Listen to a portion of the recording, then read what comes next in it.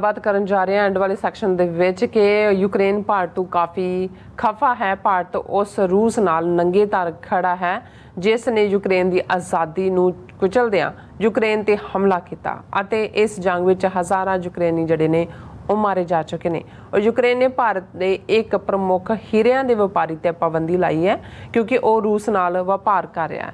सो इस बारे आप गलबात करन दे नाल जिहड़े तुहाडे लाइव मैसेज ने वो भी लवांगे। सो असीं चाहांगे कि तुसां ने इसी तरह बने रहना देखण सुन लई एंड लिखण लई तुहाडा सब दा बहुत धन्नवाद जी। डॉक्टर साहब की कहना चाहोगे? देखो G20 च बाकी तो जिसका जो किरदार है वो असीं जिक्र भी किया है, ये कोई शक नहीं। जस्टिन ट्रूडो एक बहुत वड्डे कद दे नाल उभरे ने, पर इस सारे दा जिहड़ा सब तो वड्डा विक्टिम है जिसनूं डिच कीता अमरीका ने भी और यूरोपीयन कंट्रीज़ ने भी, वो है यूक्रेन।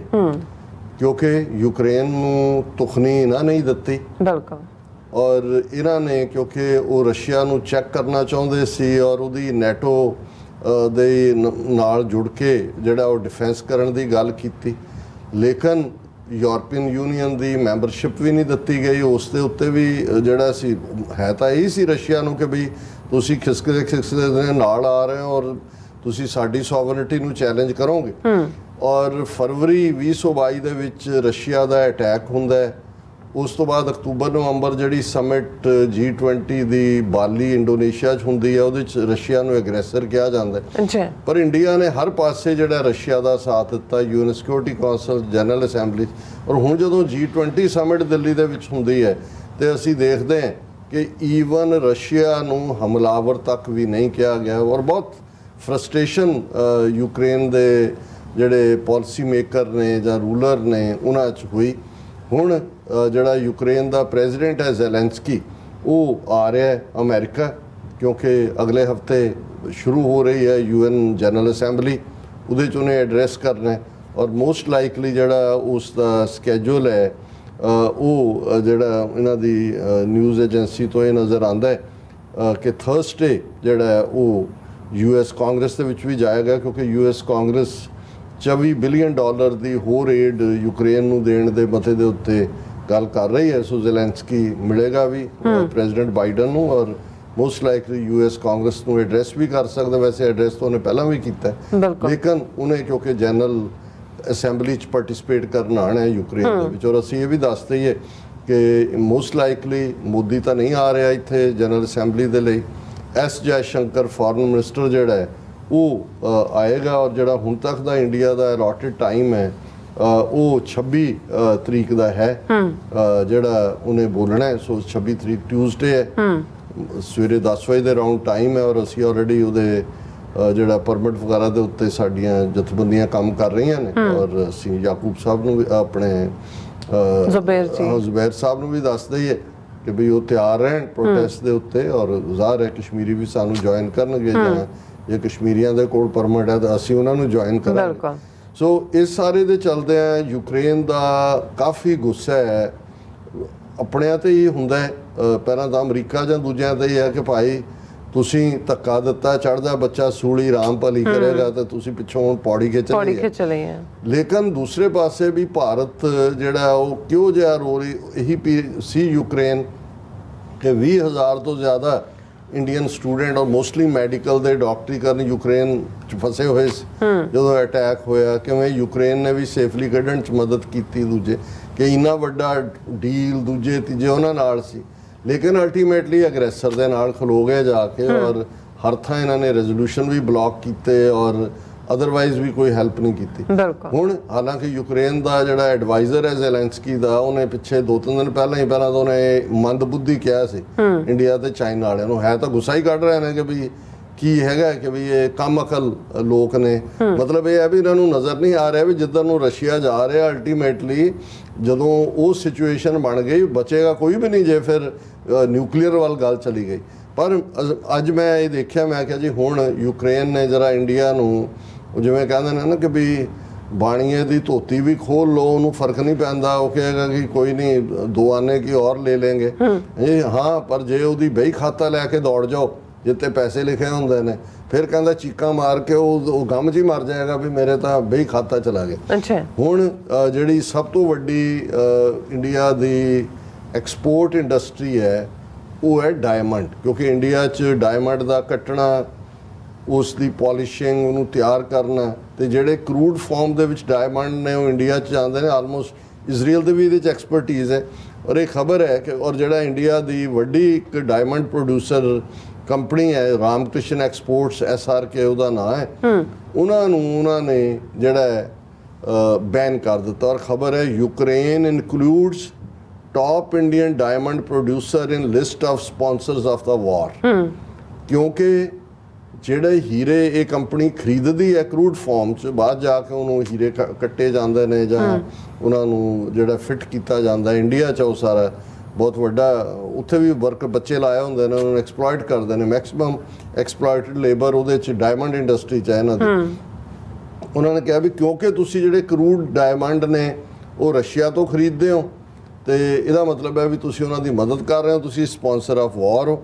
ਔਰ ਇਹ ਜਿਹੜੀ ਹੈ ਯੂਕਰੇਨ ਨੇ India diamond manufacture Ramakrishna exports ਨੂੰ ਉਸ ਇੰਟਰਨੈਸ਼ਨਲ ਸਪਾਂਸਰਸ ਆਫ ਵਾਰ ਦੇ ਵਿੱਚ ਉਹਨਾਂ ਨੇ ਉਹਨੂੰ ਸ਼ਾਮਲ ਕਰ ਲਿਆ। ਔਰ ਇਹ ਇਸ ਖਬਰ ਦੇ ਮੁਤਾਬਕ ਕਿ ਵੀ ਦੁਨੀਆ ਦੀ 95% ਇਹ ਜਿਹੜੇ ਡਾਇਮੰਡ ਕੱਟੇ ਜਾਂਦੇ ਨੇ ਜਾਂ ਇਹ ਸਾਰੀ ਇੰਡਸਟਰੀ ਆ ਉਹ ਭਾਰਤ ਦੇ ਵਿੱਚ ਹੈ। ਔਰ ਉਹਦੇ ਚੋਂ 1.3 ਬਿਲੀਅਨ ਡਾਲਰ ਜਿਹੜੇ ਨੇ ਇੱਕ ਇਸ ਕੰਪਨੀ ਦਾ ਰੈਵਨਿਊ ਹੈ। ਇਹ 1.3 ਬਿਲੀਅਨ ਇਹ SRK ਸ਼੍ਰੀ ਰਾਮਕ੍ਰਿਸ਼ਨ ਐਕਸਪੋਰਟਸ ਕਰਦੇ ਨੇ। ਔਰ ਇਹ ਵੀ ਉਹਨਾਂ ਨੇ ਕਿਹਾ ਜੀ ਤੁਸੀਂ ਹੁਣ ਭਾਵੇਂ ਜੇ ਲਓਗੇ ਰਸ਼ੀਆ ਤੋਂ ਐਲਰੋਸਾ ਔਰ ਦੂਸਰੇ ਵੀ ਉਹਨਾਂ ਦਾ ਹੋਰ ਵੀ ਡਿਟੇਲ ਹੈ। ਔਰ ਉਹਨਾਂ ਨੇ ਕਿਹਾ ਕਿ ਜੀ ਅਸੀਂ ਇਸ ਨੂੰ ਸਪਾਂਸਰ ਆਫ ਵਾਰ ਐਲਾਨਦੇ ਹਾਂ। ਸੋ ਇਹ ਬਹੁਤ ਚੰਗੀ ਗੱਲ ਹੈ, ਅਸੀਂ ਵਧਾਈ ਦਿੰਦੇ ਹਾਂ ਯੂਕਰੇਨ ਵਾਲਿਆਂ ਨੂੰ ਕਿ ਭਾਈ ਉਹਨਾਂ ਨੇ ਘੱਟੋ ਘੱਟ ਬਾਣੀਏ ਦੇ ਬਈ ਖਾਤੇ ਨੂੰ ਹੱਥ ਪਾਇਆ। ਇਹ ਵੈਸੇ ਤਾਂ ਬੇਸ਼ਰਮ ਨੇ, ਕਿਉਂ ਧੋਤੀ ਬੰਨੀ ਹੋਏ ਨਾ ਬੰਨੀ ਹੋਏ ਇਹਨਾਂ ਨੂੰ ਉਹ ਧੋਤੀ ਦਾ ਸ਼ਰਮ ਲਈ ਹੁੰਦੀ ਹੈ ਨਾ, ਉਹ ਤਾਂ ਹੈ ਹੀ ਨਹੀਂ ਸ਼ਰਮ। ਬਿਲਕੁਲ। ਸੋ ਹੁਣ ਆਪਾਂ ਆਪਣੇ ਵਿਊਅਰਸ ਦੇ ਜਿਹੜੇ ਮੈਸੇਜ ਨੇ ਉਹ ਲਾਈਵ ਲੈਣ ਜਾ ਰਹੇ ਹਾਂ। ਔਰ ਆਲ ਅਬਾਊਟ ਟਰੂਥ ਐਂਡ ਸਿੱਖਿਜ਼ਮ ਸਾਨੂੰ ਫਤਿਹ ਬੁਲਾਉਂਦੇ ਨੇ, ਬਲਜੀਤ ਵਰਜ ਵੀ ਫਤਿਹ ਬੁਲਾਉਂਦੇ ਨੇ, ਖਾਲਸਾ ਦੇਸ਼ ਪੰਜਾਬ ਜੀ ਵੀ ਫਤਿਹ ਬੁਲਾਉਂਦੇ ਨੇ। ਫਿਰ ਕਹਿੰਦੇ ਨੇ ਕਿ ਸਾਡੇ ਇੰਦਰਜੀਤ ਸਿੰਘ ਸੰਧੂ ਜੀ ਵੀ ਫਤਿਹ ਬੁਲਾਉਂਦੇ ਨੇ। ਐਂਡ ਇਸੇ ਤਰ੍ਹਾਂ ਜ਼ੁਬੇਰ ਜੀ ਸਾਡੀ ਸਿਹਤ ਜਿਆਬੀ ਦੀ ਅਰਦਾਸ ਕਰਦੇ ਆ। ਔਰ ਇਸੇ ਤਰ੍ਹਾਂ ਆਲ ਅਬਾਊਟ ਟਰੂਥ ਜੀ ਕਹਿੰਦੇ ਨੇ ਕਿ doctor Sahib love you from eastern Punjab. And ਇਸੇ ਤਰ੍ਹਾਂ ਸਿੰਘ ਜੇ ਚਾਵੇ ਤਾਂ ਤੇਰਾ ਖਾਲਸਾ ਹੋਣਾ, ਅਕਾਲ ਪੁਰਖ ਤੂੰ ਸਭ ਕੁਝ ਲਾਣਾ। ਸੋ ਅਮਰਜੀਤ ਸਾਨੇ ਵੀ ਫਤਿਹ ਬੁਲਾਉਂਦੇ ਨੇ। ਸੋ ਇਸੇ ਤਰ੍ਹਾਂ ਸਾਡੇ ਕੋਲ ਮੈਸੇਜ ਆਏਗਾ, ਇਹ ਜ਼ੁਬੇਰ ਜੀ ਹੋਰਾਂ ਦਾ ਤੁਸੀਂ ਜਵਾਬ ਦੇ ਦਿੱਤਾ ਜਿਹੜਾ ਪ੍ਰੋਟੈਸਟ ਵਾਲਾ। ਔਰ ਗੋਵਿੰਦਰ ਸਿੰਘ ਜੀ ਖਾਲਸਾ ਜ਼ਿੰਦਾਬਾਦ, TV 84 ਜ਼ਿੰਦਾਬਾਦ ਕਹਿੰਦੇ ਨੇ। ਐਂਡ ਫਿਰ ਕਹਿੰਦੇ ਨੇ ਕਿ TV 84 is the voice of a Sikh nation, keep it up the good work, we always stand with TV 84। And Jatinder Singh ji ਵੀ ਸਾਨੂੰ ਫਤਿਹ ਬੁਲਾਉਂਦੇ ਨੇ। ਐਂਡ ਇਸੇ ਤਰ੍ਹਾਂ ਜਤਿੰਦਰ ਸਿੰਘ ਜੀ ਵੀ ਚੜ੍ਹਦੀ ਕਲਾ ਦੀ ਅਰਦਾਸ ਵੀ ਕਰਦੇ ਨੇ। ਔਰ ਸਿੰਘ ਗਰਚਾ ਜੀ ਵੀ ਖਾਲਸਾ ਜ਼ਿੰਦਾਬਾਦ ਕਹਿੰਦੇ ਨੇ। ਔਰ ਇਸੇ ਤਰ੍ਹਾਂ ਮੈਸੇਜ ਆਏਗਾ ਸਾਡੇ ਕੋਲ ਹਰਜਿੰਦਰ ਸਿੰਘ ਜੀ। ਹਾਂਜੀ, ਪਤਾ ਨਹੀਂ ਕੀ ਇਹਨਾਂ ਨੇ ਕਹਿਣ ਦਾ ਮਤਲਬ ਹੈ ਇਹਨਾਂ ਦਾ। ਵੈਸੇ ਹਰਜਿੰਦਰ ਸਿੰਘ ਨੂੰ ਆਪਾਂ ਉਹਦਾ ਨਾਮ ਅਨਾਉਂਸ ਕਰ ਦਿੰਦੇ ਹਾਂ। ਗੁਰਮੁਖ ਸਿੰਘ ਜੀ ਵੀ ਸਾਨੂੰ ਫਤਿਹ ਬੁਲਾਉਂਦੇ ਨੇ। ਹੋਰ ਇਸੇ ਤਰ੍ਹਾਂ ਫਿਰ ਹੈਗਾ ਮੈਸੇਜ ਐਸਾ ਫਿਰ ਸਲਾਮ ਸਭ ਨੂੰ। ਐਂਡ ਫਿਰ ਖਾਲਸਾ ਜ਼ਿੰਦਾਬਾਦ ਵੀ ਕਹਿੰਦੇ ਨੇ। ਔਰ ਬਲਕਾਰ ਸਿੰਘ ਜੀ ਵੀ ਫਤਿਹ ਬੁਲਾਉਂਦੇ ਨੇ। ਔਰ ਜਸਕੀਰਤ ਸਿੰਘ ਵੀ ਫਤਿਹ ਬੁਲਾਉਂਦੇ ਨੇ। ਔਰ ਕਹਿੰਦੇ ਡਾਕਟਰ ਸਾਹਿਬ ਜੀ ਜਿਵੇਂ ਇਨਸਾਨੀਅਤ ਤੋਂ ਪਹਿਲਾਂ ਮੋਦੀ ਵਪਾਰ ਨੂੰ ਜ਼ਿਆਦਾ ਤਰਜੀਹ ਦੇ ਰਿਹਾ, ਹੌਲੀ ਹੌਲੀ ਭਾਰਤ ਦਾ ਹਾਲ ਸ਼੍ਰੀਲੰਕਾ ਵਰਗਾ ਹੋਣਾ, ਮੋਦੀ ਨੇ ਝੋਲਾ ਚੱਕ ਕੇ ਭੱਜ ਜਾਣਾ। ਹਾਂਜੀ, ਜਾਨੀ ਕਿ ਫਕੀਰ ਨੇ ਜਾਲੀ ਫਕੀਰ ਨੇ ਸੌਰੀ। ਰਾਣਾ ਆਬਿਦ ਵੀ ਵੈਰੀ ਇਨਫੋਰਮੇਟਿਵ ਜਿਹੜਾ ਪ੍ਰੋਗਰਾਮ ਕਹਿੰਦੇ ਨੇ। ਔਰ ਲਵ ਫਰੋਮ ਪਾਕਿਸਤਾਨ ਹਾਂਜੀ ਰੈਗੂਲਰਲੀ ਦੇਖਦੇ ਨੇ। ਔਰ ਖਾਲਸਾ ਜ਼ਿੰਦਾਬਾਦ ਵੀ ਕਹਿੰਦੇ ਨੇ। ਔਰ ਗੁਰਮੇਲ ਸਿੰਘ ਸਵੇਰੇ ਉੱਠ ਕੇ ਦੇਖਦੇ ਨੇ, ਇਹਨਾਂ ਦਾ ਹੋਰ ਵੀ ਤਿਆਗ ਹੈ। ਹਾਂਜੀ ਬਿਲਕੁਲ, ਨੀਂਦ ਛੱਡ ਕੇ ਹਾਂਜੀ। ਔਰ ਗੁਰਮੇਲ ਸਿੰਘ ਜੀ ਵੀ ਹਮੇਸ਼ਾ ਇਸ ਤਰ੍ਹਾਂ ਇਹਨਾਂ ਦੇ ਬੜੇ ਵਧੀਆ ਮੈਸੇਜ ਹੁੰਦੇ ਨੇ। ਔਰ ਫਤਿਹ ਵੀ ਬੁਲਾਉਂਦੇ ਨੇ। ਔਰ ਕਹਿੰਦੇ ਰਾਜ ਸਾਹਿਬ dear Neelam Kaur ji, thanks, you are doing a great job for the Sikh nation, keep it up, good, God bless you। and ਫਿਰ ਉਹਨਾਂ ਮੈਸੇਜ ਕਹਿੰਦੇ ਕਿ ਸੌਰੀ, ਕਹਿੰਦੇ ਮੈਂ ਕੱਲ ਆਊਟ ਆਫ ਟਾਊਨ ਸੀ ਔਰ ਮੈਂ ਜਿਹੜਾ ਲਾਈਵ ਸ਼ੋ ਨਹੀਂ ਦੇਖਿਆ। ਜਦੋਂ ਮੈਂ ਘਰ ਆਇਆ ਫਿਰ ਜਿਹੜਾ ਮਿਡਨਾਈਟ ਜਿਹੜਾ ਤੁਹਾਡਾ ਸ਼ੋ ਜਿਹੜਾ ਰਿਪੀਟਰ ਦੇਖਿਆ। So nice. ਔਰ ਕਿਰਪਾਲ ਸਿੰਘ ਸ਼ਰਮਾ ਜੀ ਵੀ ਕਹਿੰਦੇ ਨੇ ਰਾਜ ਸਾਹਿਬ ਤੇ ਭੈਣ ਨੀਲਮ ਕੌਰ ਜੀ, ਵਾਹਿਗੁਰੂ ਜੀ ਕਾ ਖਾਲਸਾ ਵਾਹਿਗੁਰੂ ਜੀ ਕੀ ਫਤਿਹ। ਮੈਂ ਸਪੇਨ ਤੋਂ ਹਰ ਪ੍ਰੋਗਰਾਮ ਵੇਖਦਾ ਬਹੁਤ ਡੂੰਘੇ ਵਿਚਾਰ ਹੁੰਦੇ ਨੇ ਔਰ ਆਪ ਜੀ ਦੇ ਔਰ ਗੁਰੂ ਸਾਹਿਬ ਜੀ VH4 ਦੇ ਜੀਆਂ ਨੂੰ ਸਦਾ ਚੜ੍ਹਦੀ ਕਲਾ ਬਖਸ਼ਣ। ਬਹੁਤ ਮਿਹਰਬਾਨੀ। ਹਾਂਜੀ, ਤੁਸੀਂ ਵੀ ਸੁਖੀ ਵਸੋ, ਖੁਸ਼ ਰਹੋ। ਬਿਲਕੁਲ। ਰਾਣਾ ਆਬਿਦ ਜੀ ਕਹਿੰਦੇ ਨੇ ਡਾਕਟਰ ਸਾਹਿਬ ਆਈ ਥਿੰਕ ਸਿੱਖ ਕੌਮ ਨੂੰ ਕਲੈਕਟਿਵ ਵਿਜ਼ਡਮ ਦੇ ਨਾਲ ਵਰਲਡ ਵਾਈਡ ਆਪਣਾ ਇੱਕ ਜਿਹੜਾ ਲੀਡਰ ਵੀ ਚੂਜ਼ ਕਰ ਲੈਣਾ ਚਾਹੀਦਾ ਹੈ ਖਾਲਿਸਤਾਨ ਦੇ ਲਈ। ਰਾਣਾ ਆਬਿਦ ਜੀ ਅੱਗੇ ਵੀ ਸ਼ਾਇਦ ਮੈਂ ਮੈਂਸ਼ਨ ਕੀਤਾ ਸੀ ਵੀ ਸਾਡੇ ਇਹ ਮਾਡਲ ਚੱਲਣਾ ਨਹੀਂ ਹੈ। ਸਾਡੇ ਕਲੈਕਟਿਵ ਲੀਡਰਸ਼ਿਪ ਦਾ ਹੁਣ ਪ੍ਰੋਜੈਕਟ ਸਾਰੇ ਸਿੱਖਸ ਫਾਰ ਜਸਟਿਸ ਨੇ ਖਾਲਿਸਤਾਨ ਰੈਫਰੈਂਡਮ ਨੂੰ ਜਿਹੜਾ ਉਹ ਅੱਗੇ ਤੋਰਿਆ। ਵਰਲਡ ਸਿੱਖ ਪਾਰਲੀਮੈਂਟ ਦੇ ਤੌਰ ਤੇ ਇੱਕ ਬਾਡੀ ਜਿਹੜੀ ਸਰਬੱਤ ਖਾਲਸਾ 2015 ਨੇ ਬਣਾਈ, ਜਿਹਦਾ ਇੱਕ ਸੈਸ਼ਨ ਅਕਤੂਬਰ ਦੇ ਪਹਿਲੇ ਹਫਤੇ ਉਸ ਬਾਰੇ ਅਸੀਂ ਗੱਲਬਾਤ ਕਰਾਂਗੇ, ਜਿਹਦੀ ਦੁਨੀਆ ਭਰ ਦੇ ਡੈਲੀਗੇਟ ਇੱਥੇ ਨਿਊਯਾਰਕ 'ਚ ਇਕੱਠੇ ਹੋਣਗੇ। ਸੋ ਉਹਨਾਂ ਦਾ ਇੱਕ ਆਪਣਾ ਮੈਂਡੇਟ ਹੈ।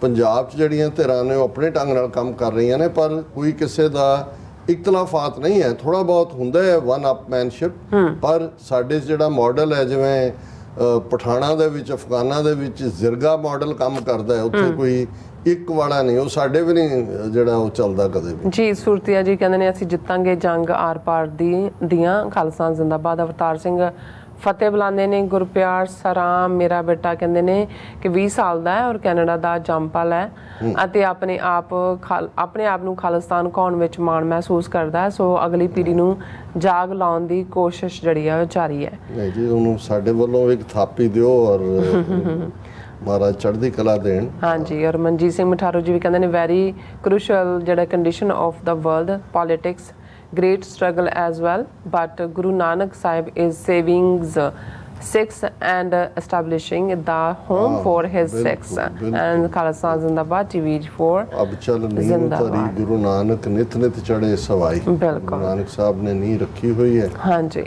और हमेशा रहन वाला पंथ है। अवतार सिंह जी भी फतेह बुलाते हैं। और मैं कहते गुरुद्वारा कीर्तन डॉक्टर साहब मैं 2015 ਵਿੱਚ ਤੁਹਾਨੂੰ ਸੁਣਨਾ ਸ਼ੁਰੂ ਕੀਤਾ ਜਦੋਂ ਇੰਟਰਨੈਟ ਸਪੀਡ ਕਰਕੇ ਤੁਹਾਡੀ ਪਹੁੰਚ ਜ਼ਿਆਦਾ ਨਹੀਂ ਸੀ, ਪਰ ਮੈਂ ਉਦੋਂ ਹੀ ਦੋਸਤਾਂ ਨੂੰ ਕਿਹਾ ਸੀ ਇੰਟਰਨੈਟ ਸਪੀਡ ਨਾਲ ਸਿੱਖਾਂ ਦੀ ਜਿਹੜੀ ਸਪੀਡ ਵੀ ਉਹ ਵਧੇਗੀ।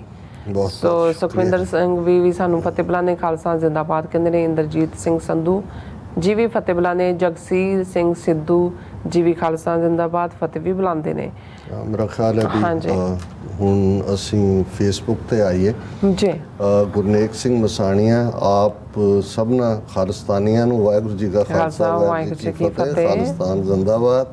ਮਸਾਣੀ ਸਾਹਿਬ ਜਿਹੜੇ ਨਹੀਂ ਨੇ ਖਾਲਿਸਤਾਨੀ ਉਹਨਾਂ ਨੂੰ ਵੀ ਸਾਡੀ ਫਤਿਹ।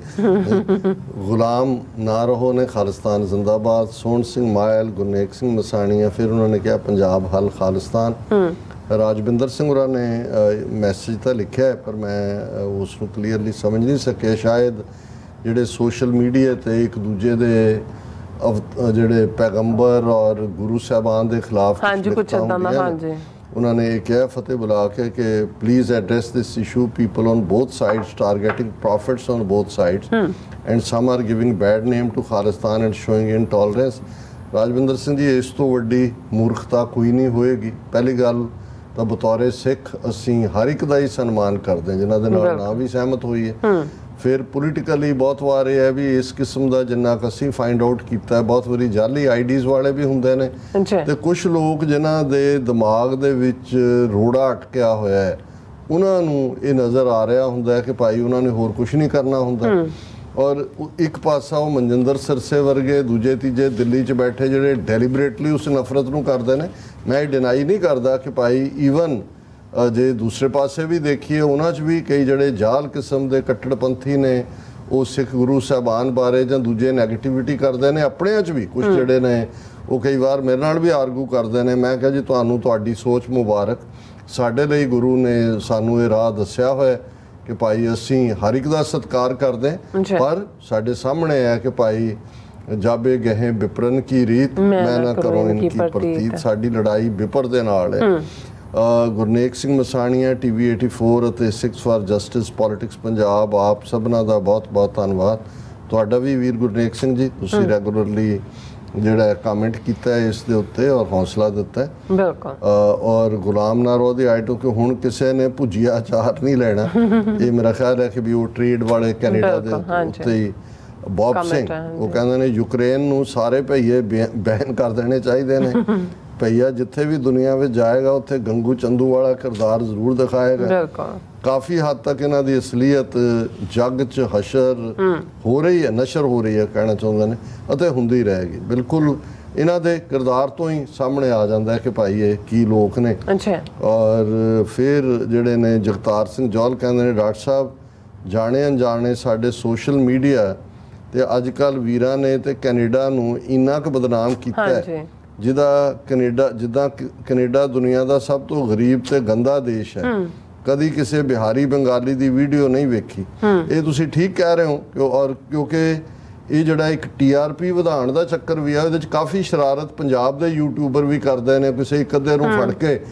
ਹੁਣ ਇੱਕ ਜ਼ਮਾਨੇ 'ਚ ਈਵਨ ਜੇ 200 ਬੰਦਾ ਕਿਸੇ ਰਾਹ ਤੇ ਤੁਰਿਆ ਐਜੂਕੇਸ਼ਨ ਜਾਂ ਐਕੈਡੈਮਿਕ 'ਚ, ਸਰਵਾਈਵ ਤਾਂ ਅੱਗੋਂ ਵਾਲੇ ਹੀ ਕਰਦੇ ਨੇ ਜਿਹੜੇ ਬਹੁਤ ਪਿੱਛੇ ਰਹਿ ਗਏ, ਜਾਂ ਦੂਜੇ ਹੁਣ ਕਈ ਇੰਜੀਨੀਅਰ ਬਣ ਵੀ ਜਾਂਦੇ ਸੀ ਉੱਥੇ, ਕੋਈ ਸਾਰੀ ਉਮਰ SDO ਥੋੜੀ ਲੱਗਦੇ ਸੀ, ਓਵਰਸੀਅਰ ਵੀ ਨਹੀਂ ਸੀ ਉਹਨਾਂ ਨੂੰ ਕੋਈ ਲਾਂਦਾ। ਹੁਣ ਜਿਹੜੇ ਕੋਈ ਫੀਲਡ ਨੇ ਜਾਂ ਅਦਰਵਾਈਜ਼ ਨੇ ਜਾਂ ਡਿਫਿਕਲਟੀ, ਉਹਨਾਂ ਨੂੰ ਤੁਸੀਂ ਕਰਕੇ ਕਹੋ ਜੀ ਨਹੀਂ ਇਹ ਕੈਨੇਡਾ ਦਾ ਤਾਂ ਦੇਖੋ ਲੋਕ ਤਾਂ ਗੁਰਦੁਆਰਿਆਂ ਮੰਦਰਾਂ 'ਚ ਉਹ ਕਹਿ ਰਹੇ ਨੇ ਜਾਲਸਾਜ਼ੀ ਹੈ, ਮਤ ਕਰੋ, ਫਿਰ ਮਤ ਆਓ ਬਈ।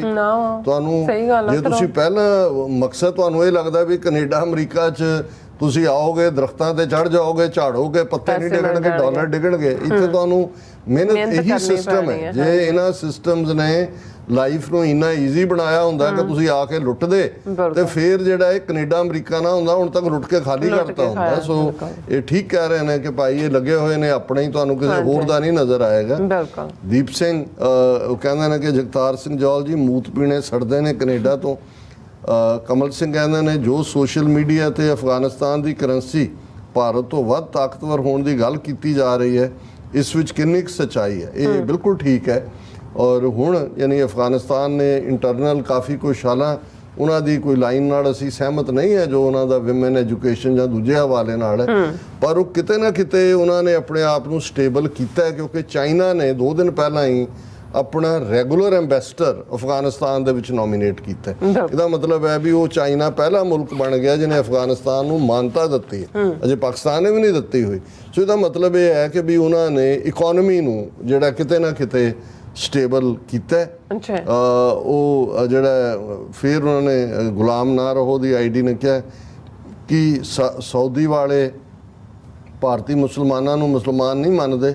ਮੈਨੂੰ ਲੱਗਦਾ ਗੱਲ ਇਵੇਂ ਹੀ ਹੈ, ਉਹ ਜਿਵੇਂ ਬ੍ਰਾਹਮਣ ਬਾਕੀਆਂ ਨੂੰ ਸ਼ੂਦਰ ਸਮਝਦੇ ਨੇ ਵੱਡੇ ਤਬਕੇ ਨੂੰ, ਤੇ ਸ਼ਾਇਦ ਉਹਨਾਂ ਸ਼ੇਖਾਂ ਨੂੰ ਇਹ ਲੱਗਦਾ ਵੀ ਪ੍ਰੋਫਿਟ ਸਾਡੇ ਆਏ ਸੀ ਤੇ ਅਸੀਂ ਜਿਹੜੇ ਆ ਮੁਸਲਮਾਨ ਹੈ, ਬਾਕੀ ਸਾਰੇ ਸ਼ੂਦਰ ਹੀ ਨੇ, ਅਦਰਵਾਈਜ਼ ਇਵੇਂ ਨਾ ਕੀਤਾ ਹੁੰਦਾ। ਫਿਰ ਬੌਬ ਸਿੰਘ ਕਹਿੰਦੇ ਨੇ ਡਾਕਟਰ ਸਾਹਿਬ ਹਿੰਦੂ ਧਰਮ ਵਿਗਿਆਨ ਦੇ ਹਵਾਲੇ ਤੋਂ ਜਦੋਂ ਹਰਨਾਕਸ਼ ਨਾਮ ਦਾ ਇੱਕ ਦੈਂਤ ਧਰਤੀ ਨੂੰ ਸਮੁੰਦਰ ਦੇ ਤਲ ਤੱਕ ਖਿੱਚ ਕੇ ਲੈ ਗਿਆ ਤਾਂ ਵਿਸ਼ਨੂੰ ਨੇ ਇਸ ਨੂੰ ਬਚਾਉਣ ਲਈ ਇੱਕ ਸੂਰ ਦਾ ਰੂਪ ਧਾਰ ਲਿਆ।